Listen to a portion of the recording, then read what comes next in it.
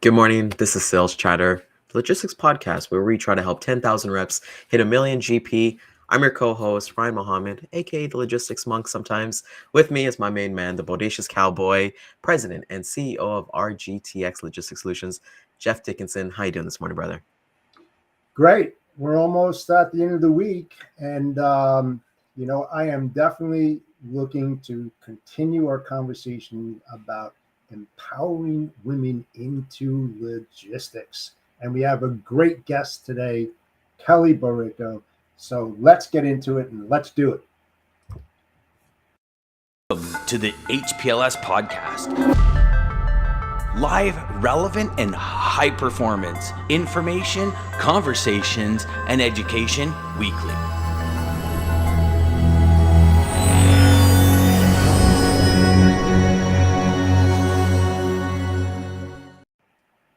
Love that. That was amazing. I want to say good morning to Kat. So happy to see you this morning. And first, before we get started, I want to thank our corporate sponsor, Daman at Centurion Trucking and American Logistics.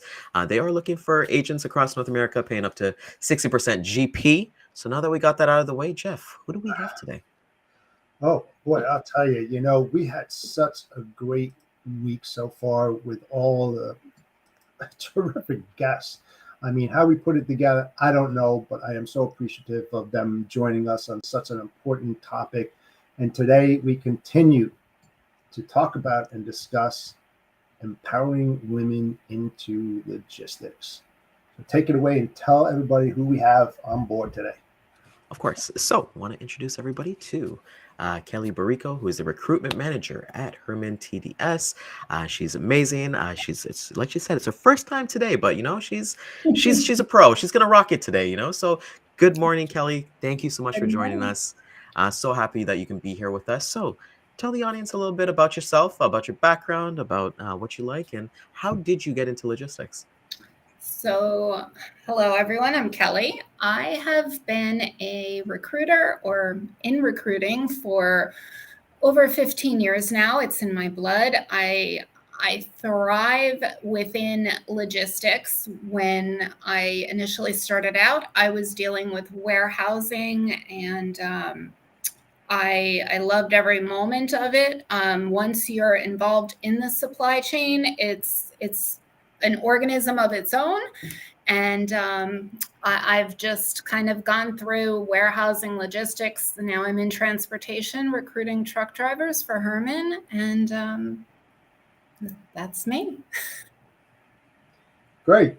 And I appreciate you joining us today on such an important topic. And I've always started out each show regarding this topic about Title VII, the Civil Rights Act of 1964, where we were, where we are now, where we need to be, and how the heck are we going to get there?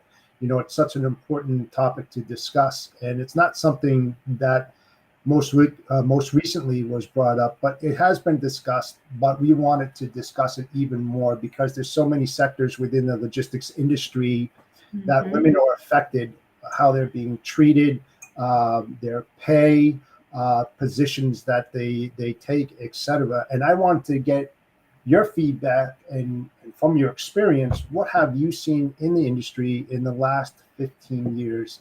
And you've been working for Hermann at TDS for all that time, or have you been with others? No, I was actually, I'm fairly new to Hermann. I was with a different company that specialized in logistics, although dealing with Hermann the entire time. They were actually a client. So I've known them the entire span. And you're asking some loaded questions because I've seen over the 15 years, I think we've come a long way. We're making a name for ourselves in the industry, although I don't think it's enough. And I almost feel in recent years, maybe the last couple of years, we've actually stepped back rather than forward. Why is that? I'm not sure. Honestly, I don't have an answer for it, and I wish I did. I don't know if it's just, when you think of warehousing, transportation, logistics, I don't know if it's just because it's male dominated. I'm not really sure. But I can tell you that some of the best forklift drivers I've ever seen have been women. Some of the best pickers, packers, truck drivers. It doesn't matter the sex. It's the skill set. And it's a shame. We need to do more to get more women through the door. I could not agree with you more on that. And I know prior to going live on the show, we were talking about the warehousing, this truck drivers, and you stated that there were more women in the warehousing sector of your business, and that it's not where it needs to be in the trucking. So let's talk about the warehousing. You brought it up just a little bit. What makes it more viable for women working in that type of sector within the logistics industry and the operations on the warehouse side compared to trucking? Because we don't see enough women in the trucking sector right now. We are moving in the right direction, but like you said, we're not where we really need to be. So let's talk about that for a little bit. Right. That's a tough one. And I don't really have an answer. I don't know if it's the women typically tend to be the caretakers. I don't know if it's leaving home and being worried about the children at home, but that's really not a valid excuse because there are local routes. There are, 9 to 5s in trucking just the same as there is logistics. So if you could figure that out, that would make my job a whole lot easier because that's my goal, to get more women in the seats. And so what are you doing about that? What kind of goals are you setting for yourself to attract more women to Hermann TDS? I'm just curious because you know why I asked that? It's like, what we're trying to do is we're trying to set benchmarks or give alternatives and options or solutions to the ongoing problem that definitely does exist. And the thing is that maybe you have an idea that others have not thought of, and I love thought-provoking ideas just to get that kind of started. So what are your thoughts about this? What are you thinking about doing?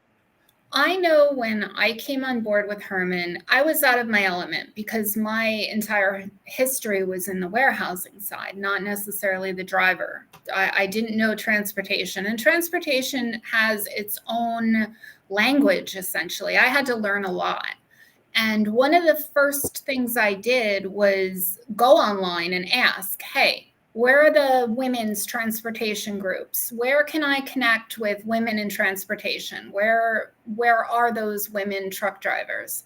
And I found out very quickly that there are not many groups. There's not many organizations. There's not many places to go to as a woman in the industry. And I was called out for it. I got slammed for asking that by a lot of men. They were angry with me and they said, well, why are you looking for this? Why do you need women? Why does it have to be about sex? And I agreed. I stepped back and I said, you're right. I guess I'm looking for a safe space. I was looking for a comfort zone, but you're right. I don't need a woman. If you're willing to mentor me, if you're willing to teach me about this world, fine, I accept it. You're right. I was wrong. And it didn't turn out very well. Exactly my fear of what would happen did happen. Conversations became inappropriate, and I back my stance that we, unfortunately, need a safe space. We need more women's groups. We need women in transportation. I don't want to have to worry about having to dodge, remarks or it's a shame, and it shouldn't be that way, but we need our own organizations, and there aren't enough of them. And that's one thing that I intend to do is, make that safe space, make a group where we can all be and just be ourselves and learn and thrive in the industry. What you just said was really alarming to me, that someone would actually say what you just said. I'm kind of taken back by that, because I can't believe that that's still going on, to be perfectly honest with you. But I can tell you one thing right now, okay? What was said was totally inappropriate, number one. Number two, if you need to speak to somebody in the industry, in trucking, in logistics, after the show, I'll be more than happy to give you a few women that I strongly suggest that you reach out. They'll be more than happy to help you out in that area. I mean, when I say happy, I mean really happy, because it seems to me that that is exactly the way that you want to go. And I will do everything in my power to help you out to get you to go to where you need to be. But I'm really taken back. Hey, Ryan, what do you think about that? Yeah, I think, the one thing that comes out to me the most, Kelly, is that, hey, we need a safe space, right? And that's what our mission of our season 2 here. But for me, like you said, you came over from the warehousing side, and now you're recruiting truck drivers. Not necessarily just women alone, because discussion that we had is that, hey, truck drivers, it's down at the moment. We've got the older generation kind of leading that path. In your opinion, how do we, for lack of better words, Kelly, how do we make truck driving sexy again? How do we make that something that, somebody comes out of college and is like, hey, I want to do this, whether it be male or female? In my opinion, I think right now we're in a transitional phase, because we have the old school drivers, the ones that, they're holding us up. Those old school drivers are keeping us afloat right now. They're the ones that are reliable, that will do A, B, and C. They don't, whatever is in the truck is in the truck, whether it be cameras, microphones, whatever. And then you have the middle generation, the younger generation currently, that maybe isn't so comfortable with it. Technology has come into transportation in a big way, and they're romanticizing the old school trucking. So they're not happy. They don't want to be under that microscope with technology. I'm hoping within the next few years, the younger generation that's been used to, they've grown up on Facebook. They grew up on Twitter and TikTok. They're comfortable under the microscope. So my personal theory is that within a few years, the younger generation will adapt to the new way of trucking, this new transportation world we're in, and it'll be out of the lull. Until then, your guess is as good as mine. I mean, trucking has changed and it's evolved into a technical world. It's not like it used to be. It's amazing. I love that, that we still can go different ways with it. When you're, like you said, you're recruiting drivers, how do you guys kind of do that? Like, what's kind of the process? Are you guys still going to like schools, like like colleges and universities for recruitment and let them know who you are, or is it kind of website traffic? What ways is recruitment kind of like in your path? So we do not do schools, because we do require a year of experience. I'm pretty much using it's website traffic. It's where truck drivers are, whatever websites they're hanging on, Craigslist, Indeed. I'm doing the old-fashioned recruiting where I'm getting my number out there and just trying to solicit as many drivers as I can. Love that. And it's just opening it up for there. Your role, like you said, you came from previously doing warehousing and staffing and different things like that. now you're into kind of like a new role of doing drivers for yourself and working at Herman. What kind of reservations did you have jumping yourself into it? Because the mindset I kind of have is like a lot of people are watching this and they kind of maybe they want to make that jump into logistics, whether it be on the operations side or the customer service side or the truck driving or even the sales side. What reservations did you personally have going into recruiting drivers, and what advice would you give to somebody brand new who they want to take that dive? I'm not sure about reservations. The only reservations I ever have are that I don't know enough. I'm always worried. I need to know everything about everything. I have to learn everything there is to learn about whatever I'm dealing with. But I'm sorry, my lights went out. As far as people looking, especially women, to get in the industry, there's room, and there's so much growth and opportunity. To me, I feel like we're living in the Wild West right now. There is so much transformation happening and so many things that are being built that, there's opportunity here. If a woman is, regardless whether if you're a mother, you're not a mother, or you can accommodate any schedule. You can, warehousing, logistics, trucking, it's 24/7. There's an opportunity for everyone in this world.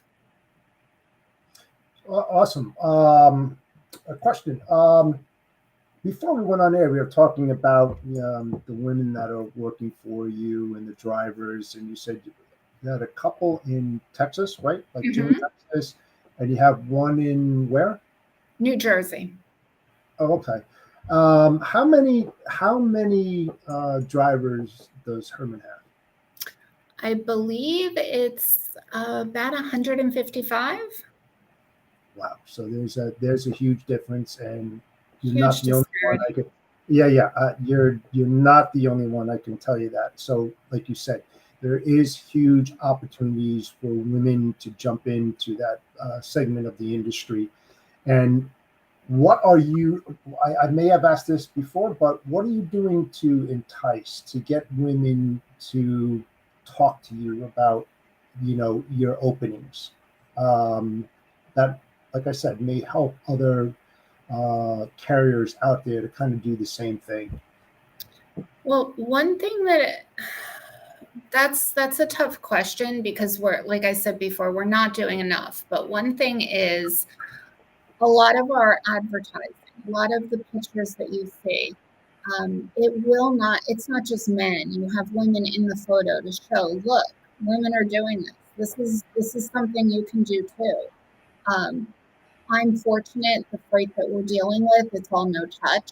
So it's not, I've seen a lot of women on the trucking forums, concerned that they're not going to be able to lift product, or they're not strong enough. But for me, fortunately, that's not an obstacle. Everything that we deal with, the women aren't, or the truck drivers are not touching. I think a lot of it is just inclusivity, being part of the women's groups, developing a women's group, developing a safe space, advertising, showing that women are part of the industry, making sure that they're, a lot of times when you see a trucking advertisement, what do you see? You see a man behind a wheel. So just putting women behind the wheel, that's pretty much it. I mean, I'm open for suggestions. I'd love to learn more as well. It's, it's a challenge. And I think that, for however long trucking's been around, it's known as it's a male dominated profession. It's not something that women think of. You don't hear many little girls saying, I want to grow up to be a truck driver. So True. we need to change that. We need to let little girls know you can grow up to be whatever you want to be. Absolutely. I can't agree with you more on that. So let me ask you this. Do you have any driving opportunities right now open? Absolutely. Yes. We have opportunities in Houston, Texas, and New Jersey, Delaware. Yes, absolutely. I And am okay, because I have a very good contact that I will put you in contact with that could help you with that as perfect. well, and you can collaborate with that individual. And I'm just writing some notes down here, so when I reach out to her, to reach out to you and to discuss that. How many would you say openings that you have right now, driver wise? We 10, just 15? Well, no team. I have local and regional, but regional not so much as distance. It's more timing because a lot of it is live loads. But we recently just received 15 new trucks, so we have we have a lot of openings right now. So that would be fantastic. It's awesome to kind of see. What advice would you give somebody who wants to pursue that industry? Like you mentioned before, you do require like a year of experience. So let's say somebody has that year of experience, they've done everything that they needed to do, and they wanted to hit you up and be like, "Hey, I would love to drive for Herman." What advice would you give for them, whether it be the interview process or even the reaching out to you process? Good question. Just be responsive. Be responsive. A lot of times I'll get calls from drivers and I think they're fantastic and, I'm excited. And then you can't get them for the next 2 weeks. Be responsive. But one piece of advice I would give to all drivers, especially new drivers, I'm seeing a lot of the newer drivers that are working for smaller operations or owner operators that the maintenance is not being done or they're not doing their pre-inspections the way they should. And it's unfortunate because I'm not able, they're getting pulled over and those violations are being put on the driver's record. So, it's an issue because it's going to follow them. They need to make sure that maintenance is being done. They need to make sure if they're over their hours, they're pulling over. Their record will follow them. And I'm unfortunately a lot of young drivers I'm seeing falling into that trap. And I have to disqualify them. So I tell everyone, this is your record. This is your responsibility. You have to be accountable for it. So, and we definitely believe in control the controllables, right? Because if they're taking care of that maintenance and taking care of their pre-inspection, everything's good to go. You have nothing to say on that aspect. So lead everyone through kind of like the journey. So somebody kind of goes through that process of the interview, they get the job. Is there a situation where they go through like a formal training or something like that, or what kind of happens after the interview?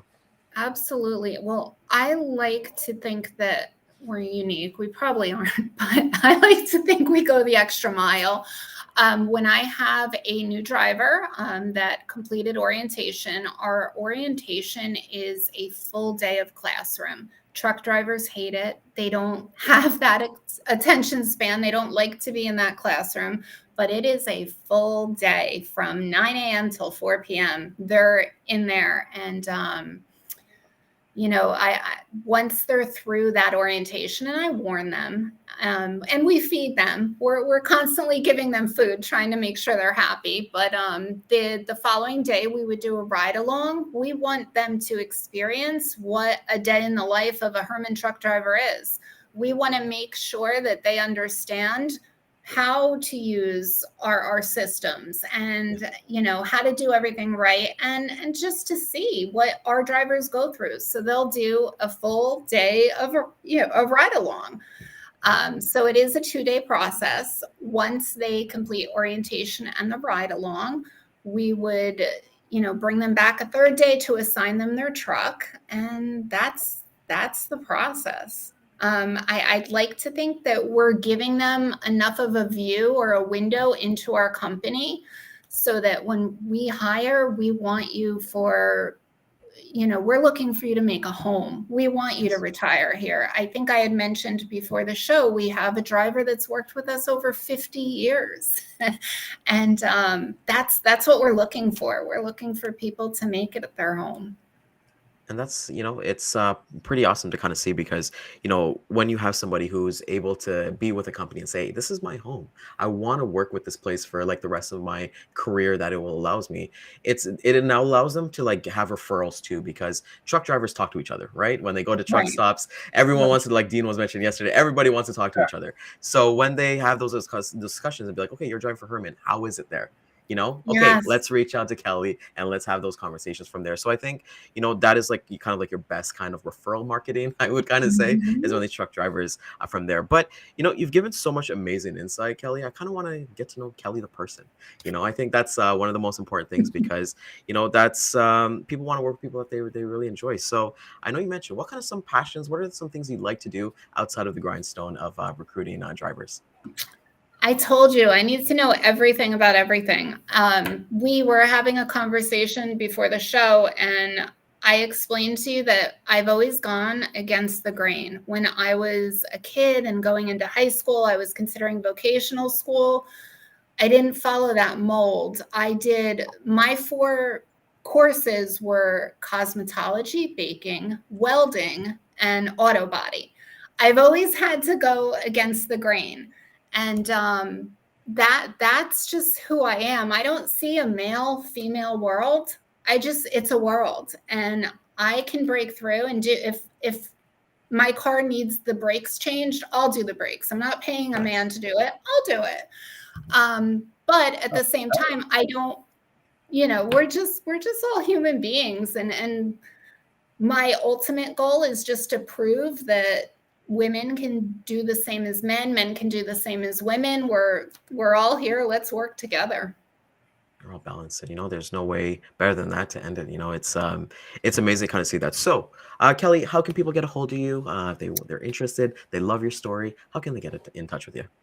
They can reach out to me here at Herman. And I believe my email and contact information is on my LinkedIn. Our website is hermantds.com. And we'd love to have women drivers. We'd love to have any drivers, but women, we're here for you. We'll support you, and we have a home for you here. I love that. Maybe we'll do like a follow-up in 6 months and see how everything is kind of going at Herman. So Yeah. I know you mentioned it was like your first time coming here, but you are a pro. So maybe you need to get like this little Herman podcast going on, let's recruit some drivers, get some drivers on there. I want to see definitely from there. So we want to thank you so much for coming out this morning. I know you have a busy day, but you took the time to spend with us today and let us learn more, because there's a lot of nuggets that both Jeff and I got. I know the audience as well got it. So it's things that we don't think about, right? Like I'm in sales. You were talking about like the 2-day training. When I got into sales, I was just given a lead list and was like, okay, call them. I didn't know what to say. So I'm like, so from there. So once again, I want to thank you again for coming out this morning. Thank you to the audience. Thank you. You guys were amazing. If you did find value in this, which I know you did, like, comment, subscribe to our channel, Sales Chatter. We're here for all of you guys. If there are any kind of questions you guys want to let us know, and we'll definitely get that aired on there. Catch the replay at 2 and 4 p.m. Eastern Time. Facebook, YouTube, Twitter, and LinkedIn. Again, thank you to our corporate sponsor, Daman at Centurion Trucking. I know I'm talking a lot here, but we got to get the corporate sponsor and make sure they're happy, right? So with that being said, Jeff, take us out, my friend. Yeah, thank you so much, Kelly, for joining both Ryan and I this morning. We appreciate your insights and your honesty. You said a lot of things that kind of hit home to me and were a concern for sure. I owe you a follow-up email with some women contacts that I know that could help you in your journey in trying to find what you need to find out there, especially on the trucking side. So I appreciate your insights on that, and love to have you back. So with that said, everybody have a great day. The Bodacious Cowboys out. Thank you.